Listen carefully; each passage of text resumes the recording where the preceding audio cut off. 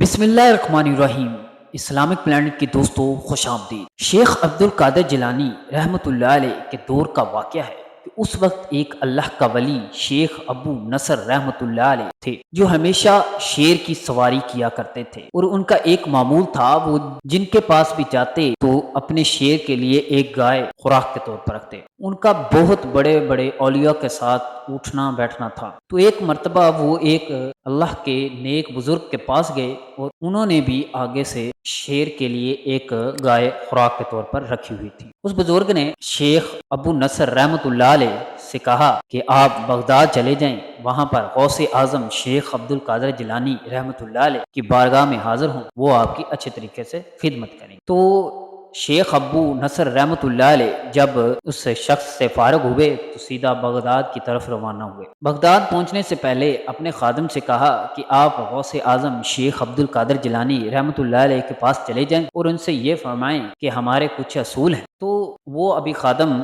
شیخ عبد القادر جیلانی رحمۃ اللہ علیہ کے پاس ابھی پہنچا بھی نہیں، تو غوث اعظم شیخ عبد القادر جیلانی رحمۃ اللہ علیہ کو اس بات کا علم ہو گیا، اور انہوں نے اپنے خادم سے کہا کہ جاؤ ایک گائے کا بندوبست کرو۔ اس کے بعد شیخ ابو نصر رحمۃ اللہ علیہ غوث اعظم شیخ عبد القادر جیلانی رحمۃ اللہ علیہ کی بارگاہ میں حاضر ہو گئے۔ غوث اعظم شیخ عبد القادر جیلانی رحمۃ اللہ علیہ نے اپنے خادم سے کہا کہ جاؤ گائے لے کر آؤ، اور وہ خادم گائے لے آیا، اور جب شیر کھانے کے لیے اس پر حملہ کیا تو غوث اعظم شیخ عبد القادر جیلانی رحمۃ اللہ علیہ کا ایک کتا اس شیر پر ٹوٹ پڑا اور اسے مار ڈالا۔ تو جب